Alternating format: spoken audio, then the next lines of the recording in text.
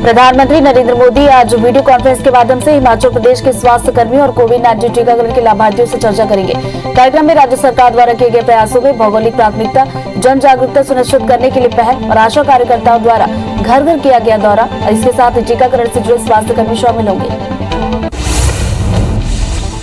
पश्चिम बंगाल की मुख्यमंत्री ममता बनर्जी की भतीजे और टीएमसी महासचिव अभिषेक बनर्जी आज दिल्ली में ईडी के सामने पेश हो गए। कोयला तस्करी को लेकर हुई मनी लॉन्ड्रिंग मामले में एजेंसी उनसे पूछताछ करेगी। ईडी ने उनकी पत्नी को भी नोटिस दिया था, लेकिन उन्होंने पेश होने में असमर्थता जताई।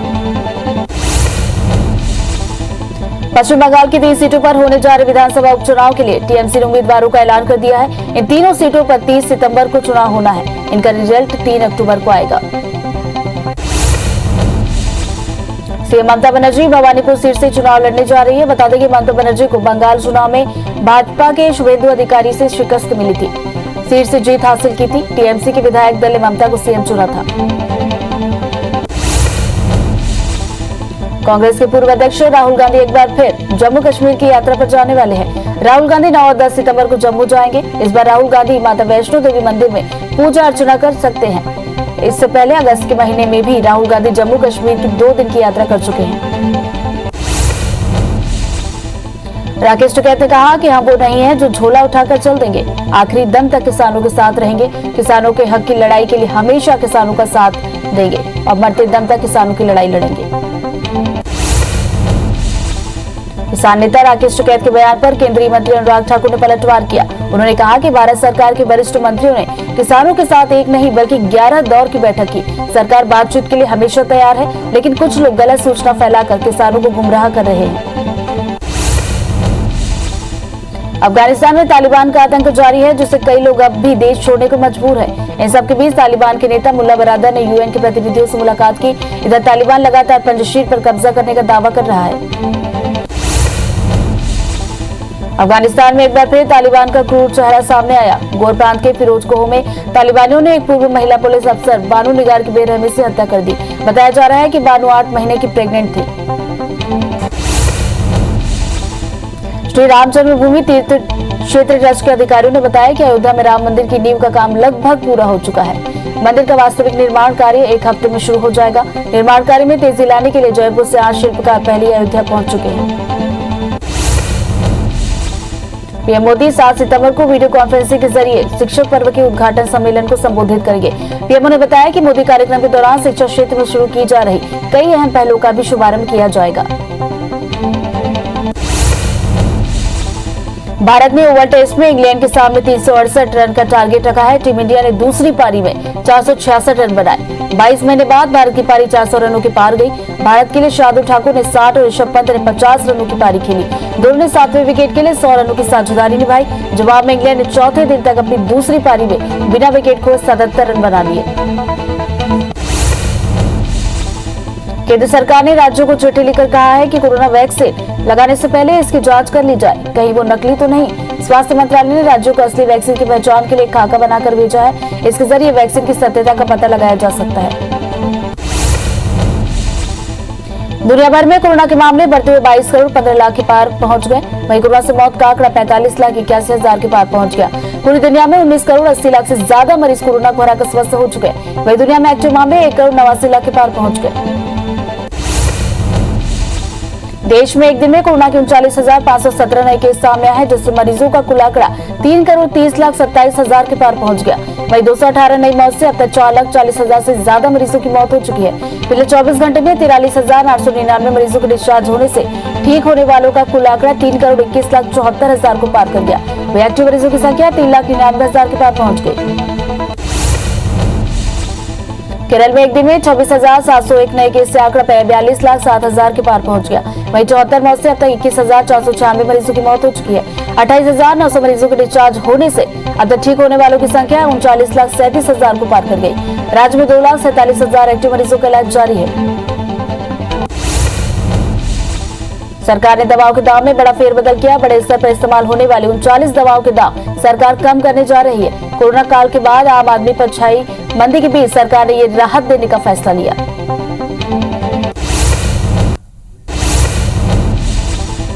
केंद्रीय मंत्री ज्योतिरादित्य सिंधिया आज इंदौर और उज्जैन के दौरे पर रहेंगे। आज सिंधिया इंदौर दौरे पर पहुंचेंगे।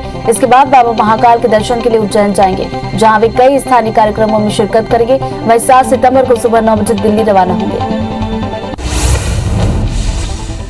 छत्तीसगढ़ में आज पोला पर्व मनाया जा रहा है, तो वहीं आज सीएम हाउस में तीजा पोरा त्योहार का आयोजन किया जाएगा। मुख्यमंत्री भूपेश बघेल प्रदेशवासियों को पर्व की शुभकामनाएं देंगे। साथ ही पारंपरिक कार्यक्रमों का आयोजन किया जाएगा। तीजा पोरा त्योहार में शामिल होने के लिए कांग्रेस की 4 महिला नेता दिल्ली से रायपुर पहुंची है। रागिनी नायक, अलका लांबा, सुप्रिया श्रीनेट और राधिका खेड़ा का रायपुर आगमन हुआ है। सीएम हाउस में होने वाले कार्यक्रम में ये सभी शिरकत करेंगे। ग्वालियर चंबल बाढ़ प्रभावितों को आज सीएम शिवराज सिंह चौहान राहत राशि देने वाले हैं। बता दें कि बारिश के कहर से सबसे ज्यादा नुकसान ग्वालियर चंबल क्षेत्र में हुआ था। कई घर तबाह हो गए थे, जबकि कई लोगों की मौत भी हुई है। आज सीएम राहत आपदा कोष से पीड़ितों और प्रभावितों को सहायता राशि दी जाएगी। रायपुर एसएसपी अजय यादव का तबादला पीएचक्यू में कर दिया गया है। प्रशांत अग्रवाल रायपुर के नए पुलिस अधीक्षक होंगे। वहीं बीएन मीणा को दुर्ग एसपी की कमान सौंपी गई है। गृह विभाग ने देर रात तबादला आदेश जारी किया। एमबीबीएस के छात्रों को आरएसएस के विचार पढ़ाए जाने को लेकर कांग्रेस एमएलए पीसी शर्मा का बयान सामने आया। पीसी शर्मा ने फैसले पर तंज कसते हुए कहा कि एमबीबीएस पढ़कर जग हुआ, डॉक्टर बने न कोई। 5-5 अक्षर हेड गवा दीनदयाल के पढ़े तो डॉक्टर हो। छत्तीसगढ़ महिला आयोग कार्यालय में डॉक्टर से मारपीट का मामला अब तूल पकड़ता जा रहा है। घटना को लेकर बीजेपी प्रदेश अध्यक्ष और भाजपा चिकित्सा प्रकोष्ठ के प्रदेशाध्यक्ष ने डॉक्टर मनोज लाहाटी से मुलाकात की। मुलाकात के बाद विष्णुदेव साय ने कहा कि किरणमयी नायक के पीए ने डॉक्टर से आधे घंटे तक मारपीट की। बीजेपी इसकी निंदा करती है। घटना की जांच के लिए राज्य सरकार कमेटी बनाए। मध्य प्रदेश के गृह मंत्री नरोत्तम मिश्रा 2 दिन के दतिया प्रवास पर हैं। प्रवास के दूसरे दिन योजनाओं के क्रियान्वयन के संबंध में आमजनों से चर्चा की। अधिकारियों के साथ पैदल चलकर दतिया बाजार का निरीक्षण किया। मध्य प्रदेश में कांग्रेस खंडवा उपचुनाव की तैयारियां तेज कर दी गई हैं। आज कमलनाथ बड़वानी में आदिवासी सभा को संबोधित करेंगे और आदिवासी अधिकार यात्रा में भी शामिल होंगे। इससे पहले कमलनाथ ने नेमावर में हुई आदिवासी परिवार के नरसंहार के मामले में सीबीआई जांच की मांग की है। बीजेपी प्रभारी डी पुरंदेश्वरी के बयान को लेकर आज कांग्रेस के रायपुर जिला शहर और ग्रामीण संगठन के पदाधिकारियों ने विरोध प्रदर्शन किया। कांग्रेस ने कहा कि डी पुरंदेश्वरी के बयान से स्पष्ट हो गया है कि छत्तीसगढ़ में बीजेपी किसान हितैषी कांग्रेस सरकार से परेशान हो गई है। रायपुर में कोरोना योद्धाओं का प्रदर्शन जारी है। कोरोना योद्धा सेवा अवधि बढ़ाने और नियमितीकरण की मांग को लेकर प्रदर्शन कर रहे हैं। प्रदर्शनकारी अपनी बात शासन तक पहुंचाने के लिए सीएम भूपेश बघेल स्वास्थ्य मंत्री को पत्र लिख चुके हैं। पत्र में सेवा अवधि और नियमितीकरण करने की मांग की गई। सरायपाली में आज बीजेपी जिला अध्यक्ष रूप कुमारी चौधरी ने प्रेस कॉन्फ्रेंस की और बीजेपी प्रदेश प्रभारी डी पुरंदेश्वरी के बयान को लेकर कांग्रेस पर तोड़ मरोड़ कर पेश करने और बीजेपी को बदनाम करने का आरोप लगाया। इंदौर में सोमवार को आम आदमी पार्टी के सैकड़ों कार्यकर्ताओं ने सद्भावना यात्रा निकाली और राजवाड़ा पहुंचकर मां अहिल्या की प्रतिमा पर माल्यार्पण किया। इस दौरान कार्यकर्ताओं ने बढ़ती महंगाई को लेकर बीजेपी और कांग्रेस को आड़े हाथ लिया और आने वाले समय में उग्र आंदोलन की चेतावनी दी। एमपी बोर्ड की 10वीं और 12वीं की विशेष परीक्षाएं आज हो रही हैं। 10वीं की परीक्षा 15 सितंबर तक और 12वीं की परीक्षा 21 सितंबर तक चलेंगी। ये परीक्षा इस साल के फॉर्मूला परिणाम से नाखुश छात्रों के लिए आयोजित की गई है। सुकमा जिले में बीते कल एसईसीएल की बस पलटने से 50 से ज्यादा कर्मचारी घायल हो गए, जिनमें से 2 मजदूरों की इलाज के दौरान मौत हो गई। तो सीएम भूपेश बघेल ने श्रमिकों की मौत पर दुख जताया। सीएम ने मृतकों के परिजनों को 15-15 लाख रुपए सहायता राशि और साथ ही घर के एक सदस्य को अनुकंपा नियुक्ति दिलाने के निर्देश दिए। वहीं घायलों को बेहतर उपचार और 25-25 हजार रुपए की सहायता राशि देने का ऐलान किया। बलरामपुर जिले में एक बाइक खड़े ट्रक से जा टकराई। हादसे में बाइक सवार 2 युवक की मौत हो गई, जबकि एक युवक गंभीर रूप से घायल है। जानकारी के मुताबिक NH 343 के चाचे गांव के पास ये हादसा हुआ, जहां अनियंत्रित बाइक की खड़े ट्रक से टक्कर में 2 लोगों ने दम तोड़ दिया। ईडी ने महाराष्ट्र के पूर्व गृह मंत्री अनिल देशमुख के खिलाफ मनी लॉन्ड्रिंग मामले में लुकआउट नोटिस जारी किया है। रिपोर्ट के मुताबिक देशमुख को देश छोड़ने से रोकने के लिए लुकआउट सर्कुलर जारी हुआ है। उन्होंने जांच एजेंसी की ओर से अब तक भेजे गए 5 समन का जवाब नहीं दिया। बताया जा रहा है कि इसके मामले में जल्द ही उनकी गिरफ्तारी हो सकती है। पीएम मोदी आज वीडियो कॉन्फ्रेंस के माध्यम से हिमाचल प्रदेश के स्वास्थ्य कर्मियों और कोविड-19 टीकाकरण के लाभार्थियों से चर्चा करेंगे। कार्यक्रम में राज्य सरकार द्वारा किए गए प्रयासों में भौगोलिक प्राथमिकता, जन जागरूकता सुनिश्चित करने के लिए पहल और आशा कार्यकर्ताओं द्वारा घर घर किया गया दौरा, इसी के साथ ही टीकाकरण से जुड़े स्वास्थ्य कर्मी शामिल होंगे। पश्चिम बंगाल की मुख्यमंत्री ममता बनर्जी के भतीजे और टीएमसी महासचिव अभिषेक बनर्जी आज दिल्ली में ईडी के सामने पेश होंगे। कोयला तस्करी को लेकर हुई मनी लॉन्ड्रिंग मामले में एजेंसी उनसे पूछताछ करेगी। ईडी ने उनकी पत्नी को भी नोटिस दिया था, लेकिन उन्होंने पेश होने में असमर्थता जताई। पश्चिम बंगाल की 3 सीटों पर होने जा रहे विधानसभा उपचुनाव के लिए टीएमसी ने उम्मीदवारों का ऐलान कर दिया। इन तीनों सीटों पर 30 सितंबर को चुनाव होना है, जिसका रिजल्ट 3 अक्टूबर को आएगा। सीएम ममता बनर्जी भवानीपुर सीट से चुनाव लड़ने जा रही है। बता दें कि ममता बनर्जी को बंगाल चुनाव में भाजपा के शुभेंदु अधिकारी से शिकस्त मिली थी। शुभेंदु ने नंदीग्राम सीट से जीत हासिल की थी। टीएमसी के विधायक दल ने ममता को सीएम चुना था। कांग्रेस के पूर्व अध्यक्ष राहुल गांधी एक बार फिर जम्मू कश्मीर की यात्रा पर जाने वाले हैं। राहुल गांधी 9 और 10 सितंबर को जम्मू जाएंगे। इस बार राहुल गांधी माता वैष्णो देवी मंदिर में पूजा अर्चना कर सकते हैं। इसके पहले अगस्त के महीने में भी राहुल गांधी जम्मू कश्मीर की 2 दिन की यात्रा कर चुके हैं। राकेश टिकैत ने कहा कि हम वो नहीं जो झोला उठाकर चल देंगे, आखिरी दम तक किसानों के साथ रहेंगे। किसानों के हक की लड़ाई के लिए हम हमेशा किसानों के साथ रहे हैं और मरते दम तक किसानों की लड़ाई लड़ेंगे। किसान नेता राकेश टिकैत के बयान पर केंद्रीय मंत्री अनुराग ठाकुर ने पलटवार किया। उन्होंने कहा कि भारत सरकार के वरिष्ठ मंत्रियों ने किसानों के साथ एक नहीं बल्कि 11 दौर की बैठक की। सरकार बातचीत के लिए हमेशा तैयार है, लेकिन कुछ लोग गलत सूचना फैलाकर किसानों को गुमराह कर रहे हैं। अफगानिस्तान में तालिबान का आतंक जारी है, जिससे कई लोग अब भी देश छोड़ने को मजबूर हैं। इन सबके बीच तालिबान के नेता मुल्ला बरादर ने यूएन के प्रतिनिधियों से मुलाकात की। इधर तालिबान लगातार पंजशीर पर कब्जा करने का दावा कर रहा है। अफगानिस्तान में एक बार फिर तालिबान का क्रूर चेहरा सामने आया। गोर प्रांत के फिरोजकोह में तालिबानियों ने एक पूर्व महिला पुलिस अफसर बानू निगार की बेरहमी से हत्या कर दी। बताया जा रहा है कि बानू 8 महीने की प्रेग्नेंट थी। मानसून के फिर से सक्रिय होने के साथ ही अगले 3 दिनों में दक्षिण पश्चिम और उत्तर भारत के कई हिस्सों में भारी बारिश की संभावना है। मौसम विभाग ने कहा कि अगले 3 दिनों तक कर्नाटक, तमिलनाडु और केरल में अलग अलग जगहों पर भारी बारिश होने की संभावना है। वहीं पंजाब, हरियाणा, दिल्ली, पूर्वोत्तर राजस्थान और तमिलनाडु के अंदरूनी हिस्सों में भी हल्की बारिश संभव है। मध्य प्रदेश में मानसून पूरी तरह से मेहरबान नजर आ रहा है। आज फिर मौसम विभाग ने कई जिलों में बारिश का अलर्ट जारी किया। कहीं कहीं भारी बारिश तो कहीं गरज चमक के साथ बौछारें पड़ने की संभावना है। वहीं राजधानी भोपाल में भी बारिश हो सकती है। भारत ने ओवर टेस्ट में इंग्लैंड के सामने 368 रन का टारगेट रखा। टीम इंडिया ने दूसरी पारी में 466 रन बनाए। 22 महीने बाद भारत की पारी 400 रनों की पार पहुंची। भारत के लिए शार्दुल ठाकुर ने 60 और ऋषभ पंत ने 50 रनों की पारी खेली। दोनों ने 7वें विकेट के लिए 100 रनों की साझेदारी की। जवाब में इंग्लैंड ने चौथे दिन तक अपनी दूसरी पारी में बिना विकेट को 77 रन बनाए। टोक्यो पैरालंपिक का रविवार को आखिरी दिन रहा। क्लोजिंग सेरेमनी में अवनी लेखरा भारतीय दल की ध्वजवाहक बनी। खेलों के इस महाकुंभ में एथलीटों ने ऐतिहासिक प्रदर्शन कर इस बार इतिहास कायम किया।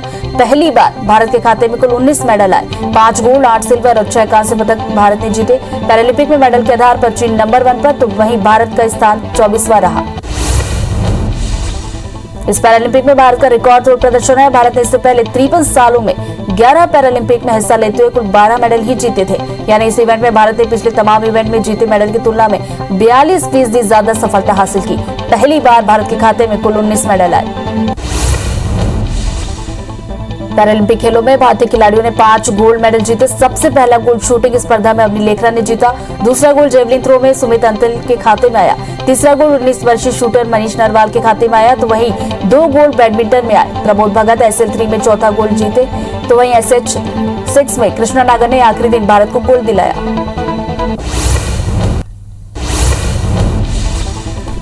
केंद्र सरकार ने राज्यों को चिट्ठी लिखकर कहा है कि कोरोना वैक्सीन लगाने से पहले इसकी जांच कर ली जाए, कहीं वो नकली तो नहीं। स्वास्थ्य मंत्रालय ने राज्यों को असली वैक्सीन की पहचान के लिए खाका बनाकर भेजा है, जिसके जरिए वैक्सीन की सत्यता का पता लगाया जा सकता है।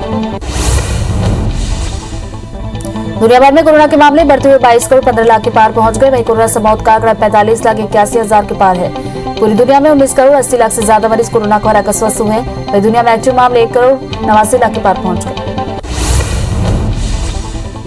देश में एक दिन में कोरोना के 39,517 नए केस सामने आए, जिससे कुल मरीजों का आंकड़ा 3 करोड़ 30 लाख 27 हजार के पार पहुंच गया।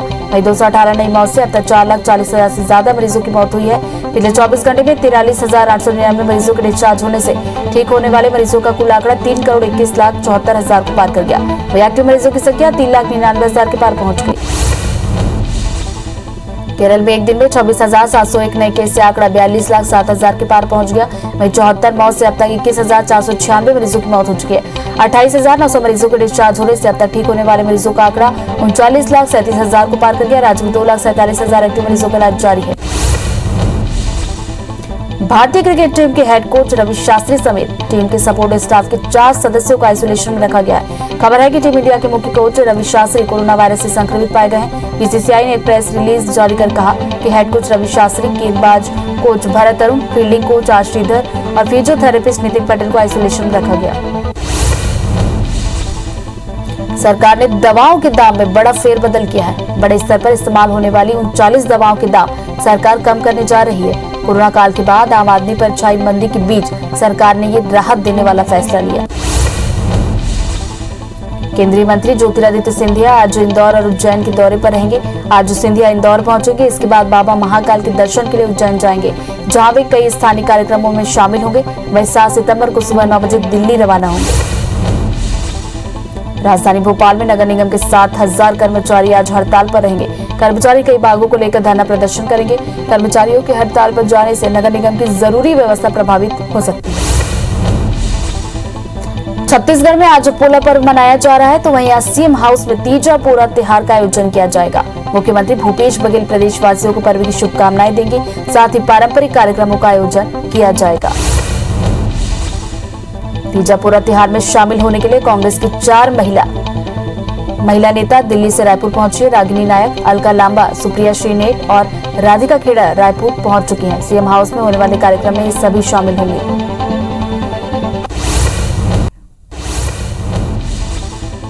मध्य प्रदेश के पूर्व विधायक मुन्नालाल गोयल ने केंद्रीय उड्डयन मंत्री ज्योतिरादित्य सिंधिया और सीएम शिवराज को पत्र लिखा है, जिसमें उन्होंने रेलवे की खाली पड़ी जमीन को जिला अस्पताल को देने की मांग की है। साथ ही भविष्य में जिला अस्पताल में 300 अतिरिक्त बेड बढ़ाए जाने का भी सुझाव दिया। बता दें कि जिला अस्पताल में अभी केवल 200 बेड हैं। केंद्रीय मंत्री ज्योतिरादित्य सिंधिया आज इंदौर और उज्जैन के दौरे पर रहेंगे। आज सिंधिया इंदौर पहुंचेंगे, इसके बाद बाबा महाकाल के दर्शन के लिए उज्जैन जाएंगे, जहां वे कई स्थानीय कार्यक्रमों में भी शामिल होंगे। वहीं 7 सितंबर को सुबह 9 बजे दिल्ली रवाना होंगे। सीएम शिवराज सिंह चौहान ने देर रात जबलपुर में बैठक ली। सीएम ने अधिकारियों और जनप्रतिनिधियों के साथ समीक्षा बैठक की। मीटिंग में कोरोना, डेंगू और निर्माण कार्यों की समीक्षा की गई। ग्वालियर चंबल बाढ़ प्रभावितों को आज सीएम शिवराज सिंह चौहान राहत राशि वितरण करेंगे। बता दें कि बारिश के कहर से सबसे ज्यादा नुकसान ग्वालियर चंबल क्षेत्र अंचल में हुआ है। कई घर तबाह हो गए, जबकि कई लोगों की मौत भी हुई है। आज सीएम राहत आपदा कोष से पीड़ितों और प्रभावितों को सहायता राशि सौंपेंगे। छत्तीसगढ़ में आज पोला पर्व मनाया जा रहा है, तो वहीं आज सीएम हाउस में तीजा पोरा त्योहार का आयोजन किया जाएगा। मुख्यमंत्री भूपेश बघेल प्रदेशवासियों को पर्व की शुभकामनाएं देंगे। साथ ही पारंपरिक कार्यक्रमों का आयोजन भी किया जाएगा।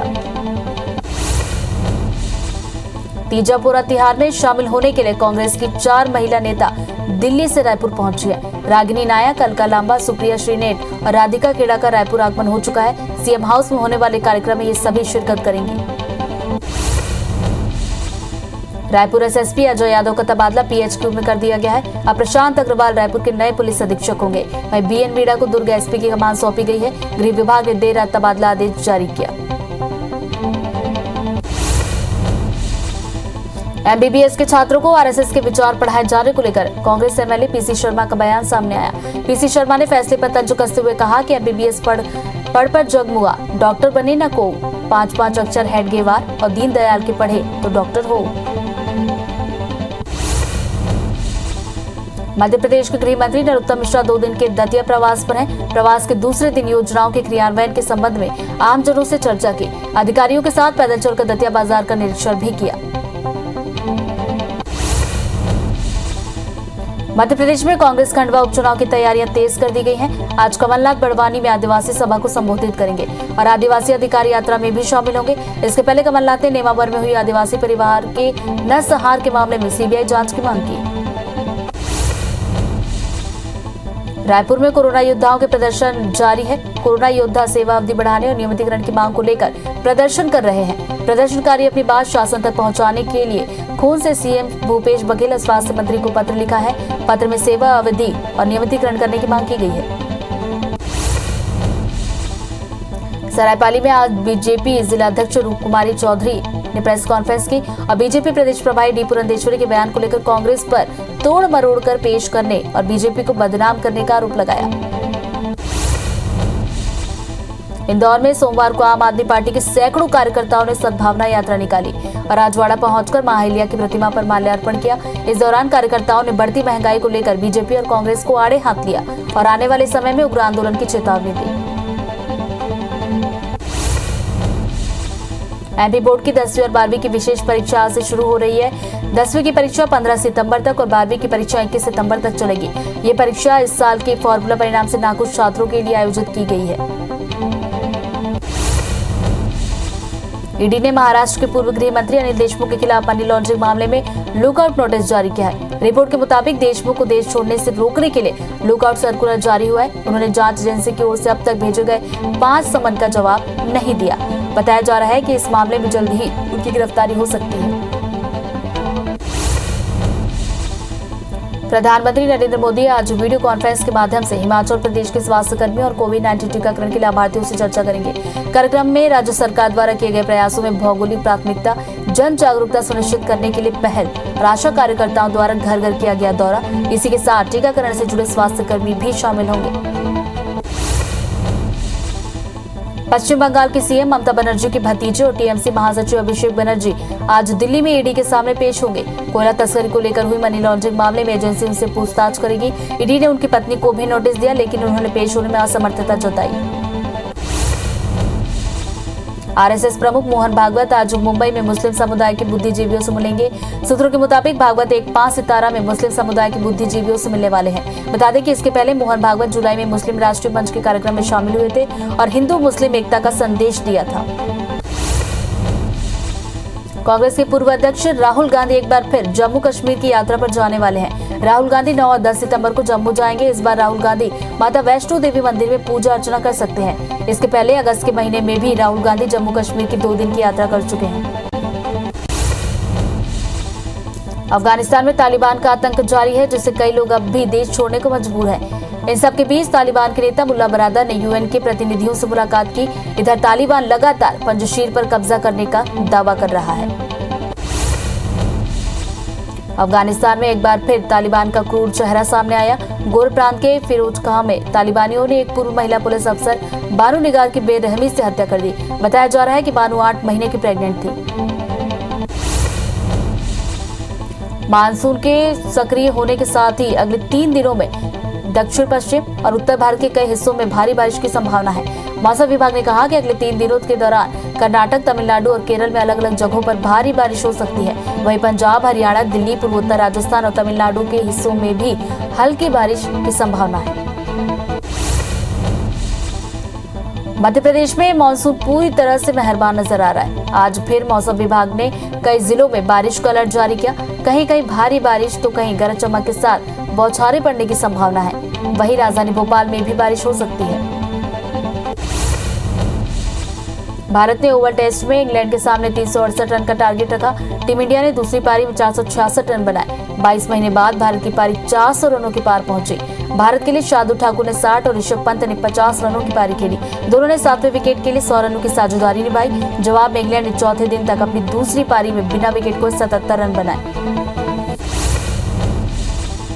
टोक्यो पैरालंपिक का रविवार को आखिरी दिन रहा। क्लोजिंग सेरेमनी में अवनी लेखरा भारतीय दल की ध्वजवाहक रही। खेलों के इस महाकुंभ में एथलीटों ने ऐतिहासिक प्रदर्शन कर इस बार इतिहास कायम किया।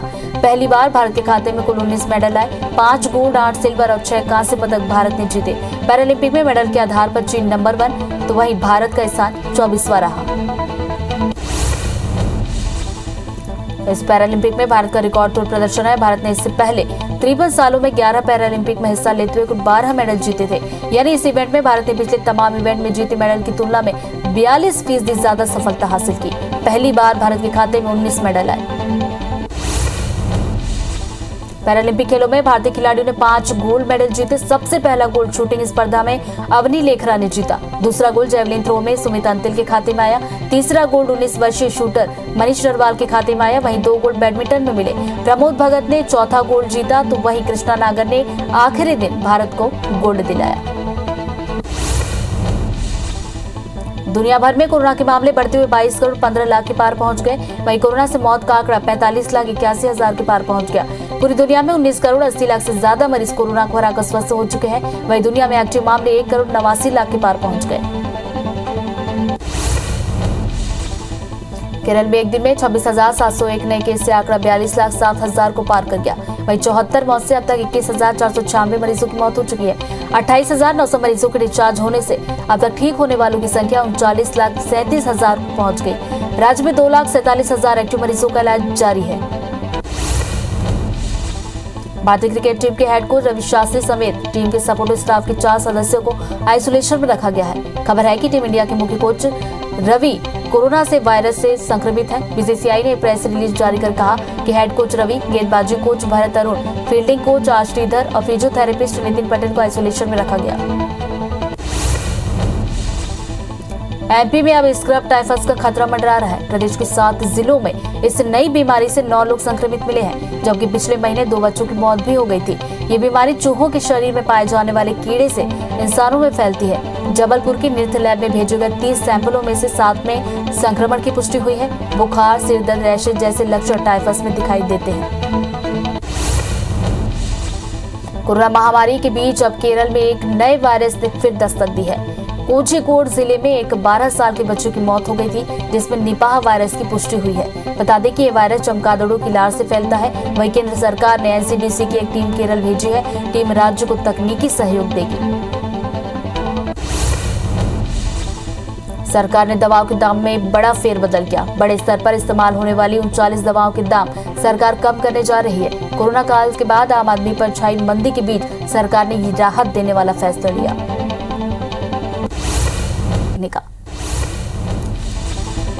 ईडी ने महाराष्ट्र के पूर्व गृह मंत्री अनिल देशमुख के खिलाफ मनी लॉन्ड्रिंग मामले में लुकआउट नोटिस जारी किया। रिपोर्ट के मुताबिक देशमुख को देश छोड़ने से रोकने के लिए लुकआउट सर्कुलर जारी हुआ है। उन्होंने जांच एजेंसी की ओर से अब तक भेजे गए 5 समन का जवाब नहीं दिया। बताया जा रहा है कि इस मामले में जल्दी उनकी गिरफ्तारी हो सकती है। पश्चिम बंगाल की सीएम ममता बनर्जी के भतीजे और टीएमसी महासचिव अभिषेक बनर्जी आज दिल्ली में ईडी के सामने पेश हो गए। कोयला तस्करी को लेकर हुई मनी लॉन्ड्रिंग मामले में एजेंसी उनसे पूछताछ करेगी। ईडी में उनकी पत्नी को भी नोटिस दिया गया था, लेकिन उन्होंने पेश होने में असमर्थता जताई है। आरएसएस प्रमुख मोहन भागवत आज मुंबई में मुस्लिम समुदाय के बुद्धिजीवियों से मुलाकात करेंगे। सूत्रों के मुताबिक भागवत एक 5 सितारा में मुस्लिम समुदाय के बुद्धिजीवियों से मिलेंगे। बता दें कि इसके पहले मोहन भागवत जुलाई में मुस्लिम राष्ट्रीय मंच के कार्यक्रम में शामिल हुए थे और हिंदू मुस्लिम एकता का संदेश दिया था। कांग्रेस के पूर्व अध्यक्ष राहुल गांधी एक बार फिर जम्मू कश्मीर की यात्रा पर जाने वाले हैं। राहुल गांधी 9 और 10 सितंबर को जम्मू जाएंगे। इस बार राहुल गांधी माता वैष्णो देवी मंदिर में पूजा अर्चना कर सकते हैं। इसके पहले अगस्त के महीने में भी राहुल गांधी जम्मू कश्मीर की 2 दिन की यात्रा कर चुके हैं। पीएम मोदी कल वीडियो कॉन्फ्रेंसिंग के जरिए शिक्षक पर्व के उद्घाटन सम्मेलन को संबोधित करेंगे। पीएम ने बताया कि मोदी कार्यक्रम के दौरान शिक्षा क्षेत्र में शुरू की जा रही अहम पहलों का भी शुभारंभ करेंगे। पहाड़ी राज्यों से लगातार भूस्खलन होने की घटना सामने आ रही है। आज हिमाचल प्रदेश के शिमला जिले के ज्योरी में भूस्खलन की वजह से राष्ट्रीय राजमार्ग 5 ब्लॉक होगा। आसपास के लोगों ने भागकर अपनी जान बचाई। वहीं मौके पर यदि कोई यात्री वाहन होता तो बड़ा हादसा हो सकता था। अफगानिस्तान में तालिबान का आतंक जारी है, जिसमें कई लोग अब भी देश छोड़ने को मजबूर है। इन सबके बीच तालिबान के नेता मुल्ला बरादर ने यूएन के प्रतिनिधियों से मुलाकात की। इधर तालिबान लगातार पंजशीर पर कब्जा करने का दावा कर रहा है। अफगानिस्तान में एक बार फिर तालिबान का क्रूर चेहरा सामने आया। गोर प्रांत के फिरोजकोह में तालिबानियों ने एक पूर्व महिला पुलिस अफसर बानू निगार की बेरहमी से हत्या कर दी। बताया जा रहा है कि बानू 8 महीने की प्रेग्नेंट थी। मानसून के फिर से सक्रिय होने के साथ ही अगले 3 दिनों में दक्षिण, पश्चिम और उत्तर भारत के कई हिस्सों में भारी बारिश होने की संभावना है। मौसम विभाग ने कहा कि अगले 3 दिनों के दौरान कर्नाटक, तमिलनाडु और केरल में अलग अलग जगहों पर भारी बारिश होने की संभावना है। वहीं पंजाब, हरियाणा, दिल्ली, पूर्वोत्तर राजस्थान और तमिलनाडु के अंदरूनी हिस्सों में भी हल्की बारिश हो सकती है। मध्य प्रदेश में मानसून पूरी तरह से मेहरबान नजर आ रहा है। आज फिर मौसम विभाग ने कई जिलों में भारी या बारिश का अलर्ट जारी किया। कहीं कहीं भारी बारिश तो कहीं गरज चमक के साथ बौछारें पड़ने की संभावना है। वहीं राजधानी भोपाल में भी बारिश हो सकती है। भारत ने ओवर टेस्ट में इंग्लैंड के सामने 368 रन का टारगेट रखा। टीम इंडिया ने दूसरी पारी में 466 रन बनाए। 22 महीने बाद भारत की पारी 400 रनों के पार पहुंची। भारत के लिए शार्दुल ठाकुर ने 60 और ऋषभ पंत ने 50 रनों की पारी खेली। दोनों ने 7वें विकेट के लिए 100 रनों की साझेदारी निभाई। जवाब में इंग्लैंड के चौथे दिन तक अपनी दूसरी पारी में बिना विकेट को 77 रन बनाए।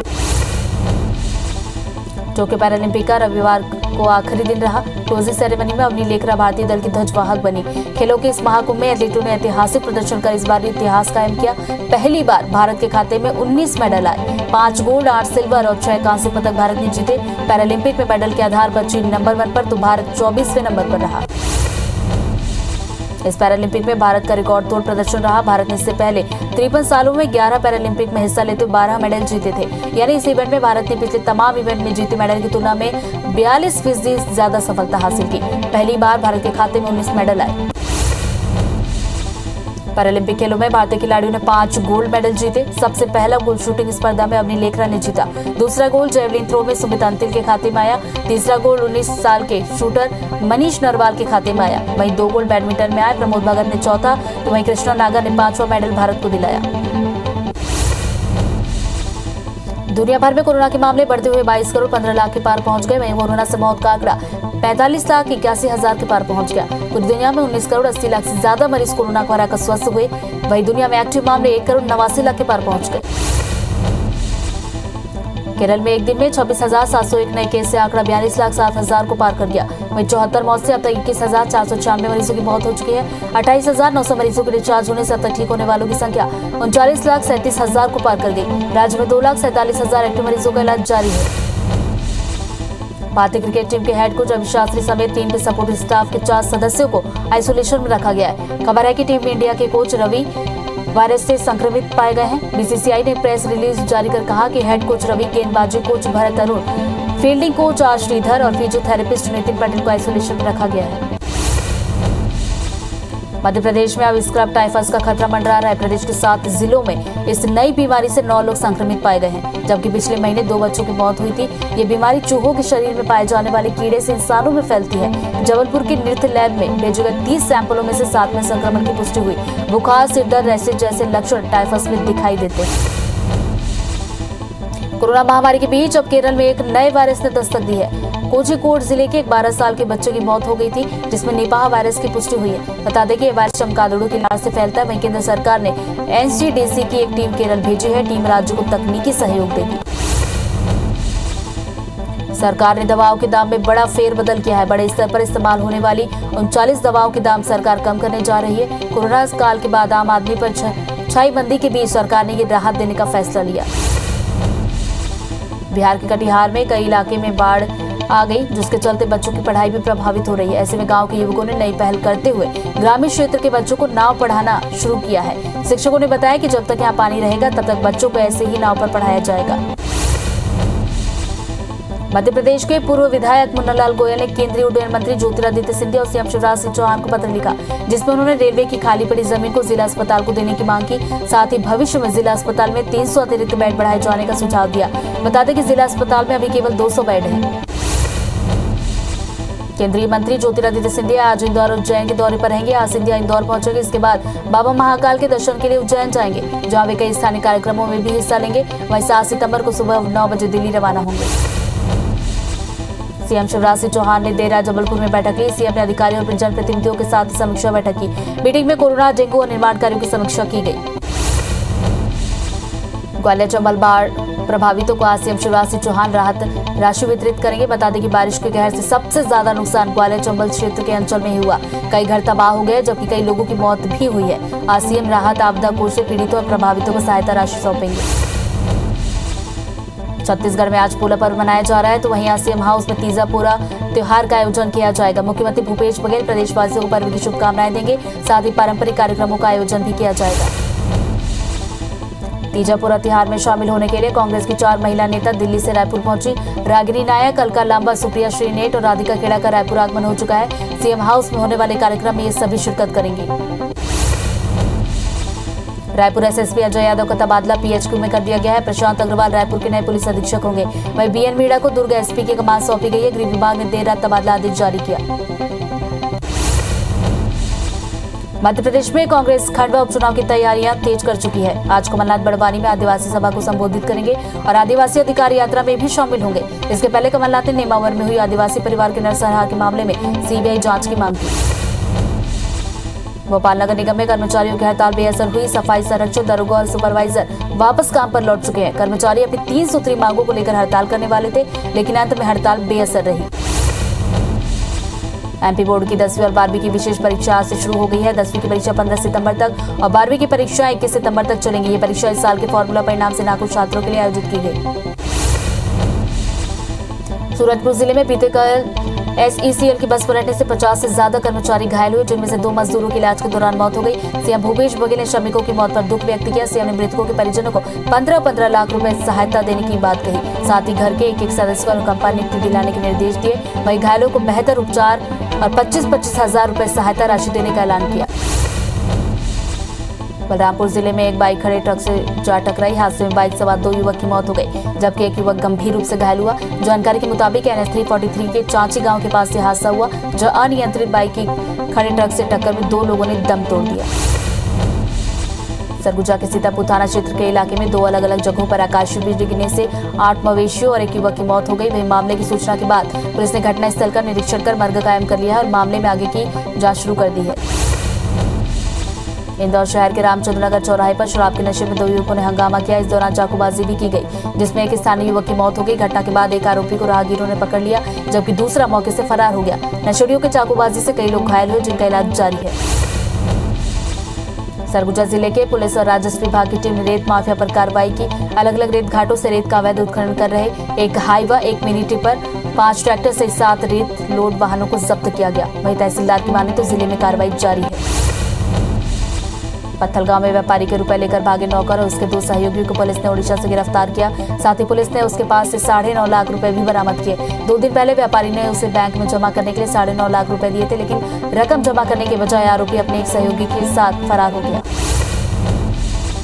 बीजापुर में पुलिस को बड़ी सफलता मिली है। पुलिस ने नक्सली सुक्कू ताती को गिरफ्तार किया। सुक्कू ताती एसआई मुरली ताती की हत्या में शामिल था। उसके खिलाफ हत्या का प्रयास, अपहरण समेत कई आपराधिक मामले दर्ज हैं। इंदौर शहर में लगातार ट्रैफिक नियमों का उल्लंघन करने वाले वाहन चालकों का विभाग ने लाइसेंस निरस्त कर दिया। यातायात विभाग की तरफ से 140 लोगों पर कार्रवाई की गई। ट्रैफिक नियमों को तोड़ने वाले और RLVD कैमरों से चालान नहीं भरने वाले लोगों के खिलाफ ये कार्रवाई की गई। कोरबा के छात्र अब कानूनी पाठ भी पढ़ेंगे। छात्रों को यातायात नियम, नाबालिग अपराध, कानूनी अधिकारों के बारे में जानकारी दी जाएगी। एसपी भोजराम पटेल ने रविवार को शिक्षक दिवस के मौके पर इस अभिनव पहल की शुरुआत की। इस दौरान एसपी ने जिले के शिक्षकों का सम्मान किया। बस्तर में कोरोना संक्रमण की रफ्तार कम हो गई है। जिला प्रशासन ने कोविड नियमों को पालन करते हुए गणेश उत्सव मनाने की अनुमति दी। प्रशासन ने 25 बिंदुओं की गाइडलाइन भी जारी की। साथ ही मूर्तियों की ऊंचाई 4x4 और पंडाल में 20 से ज्यादा लोग एकत्रित नहीं हो सके। कवर्धा के रानी दहरा पर्यटन स्थल में फंसे लोगों का जान जोखिम में डालकर रेस्क्यू किया गया। बाढ़ में फंसे पर्यटकों को रस्सी के सहारे नदी पार कराया गया। जान जोखिम में डालकर किए गए रेस्क्यू का वीडियो वायरल हो रहा है। बताया जा रहा है कि रविवार को रानी दहरा पर्यटन स्थल के नदी में बाढ़ आई थी, जिसमें 4 से 5 घंटे तक पर्यटक फंसे हुए थे। सिंगरौली जिले में कोयले का अवैध परिवहन किया जा रहा है, जबकि अनुविभागीय अधिकारी ने कोल परिवहन के लिए निर्धारित रूट बना रखा है। बावजूद इसके हाईवे निर्धारित रोड से गाड़ियां न जाकर मनमाने रास्तों से निकाली जा रही हैं, जो किसी बड़ी दुर्घटना की वजह बन सकती है।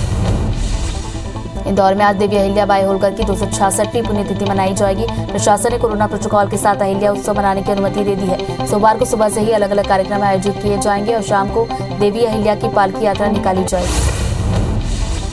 लेह लद्दाख में हॉट स्प्रिंग में छत्तीसगढ़ पुलिस का प्रतिनिधित्व आईपीएस जितेंद्र शुक्ला ने किया। 21 अक्टूबर 1959 को चीनी सेना ने धोखे से पैरामिलिट्री सीआरपीएफ पर हमले में 10 जवान शहीद हुए थे। इस शहादत को याद करने के लिए हर साल देश भर के सुरक्षा बलों से चुनिंदा अफसरों को सलामी देने के लिए चुना जाता है, जिसमें राज्य सरकार ने आईपीएस जितेंद्र शुक्ल के नाम की सिफारिश की थी। सूरजपुर जिले में कम होती भालुओं की संख्या को कंट्रोल में करने के लिए वन विभाग की ओर से संरक्षण कवायद शुरू की गई है। भालुओं के विचरण क्षेत्रों में भोजन पानी की पूरी व्यवस्था की जा रही है ताकि वे रहवासी इलाकों में न पहुंचे और लोगों को भी नुकसान न पहुंचाए। महिला एवं बाल विकास विभाग की ओर से आरंग में सामर्थ्य विकास योजना के तहत दिव्यांगों को ट्राई मोटर दिया गया। विभागीय अधिकारी ने बताया कि 10 दिव्यांगों को ट्राई मोटर दिया जाएगा। वहीं इस योजना के माध्यम से कृत्रिम अंग लगवाने की भी व्यवस्था की जा रही है। मंत्री शिव डहरिया की अनुशंसा पर यह पहल शुरू की गई। शिवपुरी के सिरचौद गांव सहित आसपास के क्षेत्र में 1.5 घंटे भारी बारिश हुई। गांव के नजदीक मंदिर प्रशासन खत्म होने के बाद ग्रामीण लौटे तो नाला उफान पर था। बाद में ग्रामीणों ने रस्सी के सहारे नाला पार किया। हालांकि किसी तरह का गंभीर असर नहीं हुआ। ग्रामीणों की 50 से ज्यादा बाइक, 2 कार और ऑटो पानी भरने से खराब हो गए।